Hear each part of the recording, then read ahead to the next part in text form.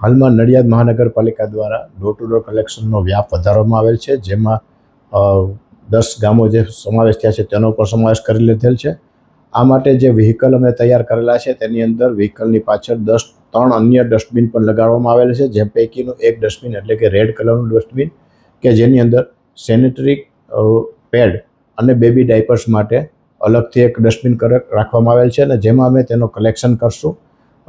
શહેરના લોકોને મારી ખાસ કે બહેનોને ખાસ મારી વિનંતી છે કે આપના જે આ પ્રકારનો વેસ્ટ છે એ તમે આ રેડ ડસ્ટબિનમાં નાખો। ખાસ તો એને ઝીપ બેગમાં જો પેક કરીને ડસ્ટબિનમાં નાખવામાં આવે તો વધારે સારું રહેશે, કારણ કે એમાં જેથી જે વેસ્ટ કલેક્ટ કરનાર છે એના હાથમાં સીધું ન આવે। આ પાછળનો ખાસ હેતુ એ છે કે જ્યારે આ પ્રકારનો વેસ્ટ છે જેને બહેનો શરમમાં કે કોઈ અન્ય કારણોસર કોમન ડસ્ટબિનમાં રાખતા નથી, અને ઘણી વખત આપણે જોઈએ છે કે એને બહાર રોડ ઉપર ગમે ત્યાં નાખવામાં આવે છે, જે સ્ટ્રે એનિમલ દ્વારા કે બીજી રીતે એ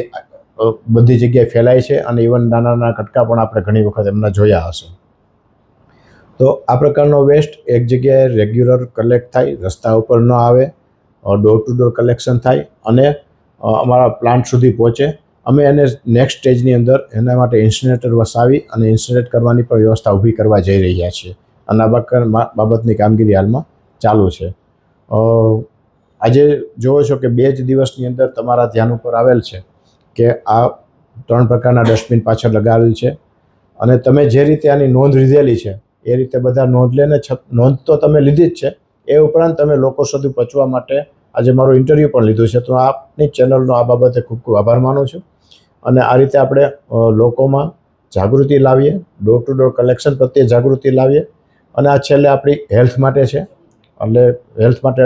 જે રીતે આપણે એમ કહીએ છીએ કે 2 મિનિટ નહીં, પણ આમાં તો ખાલી 10 કે 15 સેકન્ડ દેવાની છે કે તમારે વેસ્ટ જે છે એ અમારા ડસ્ટબિનમાં અને ડોર ટુ ડોરના વ્હીકલમાં નિકાલ કરવાનો છે।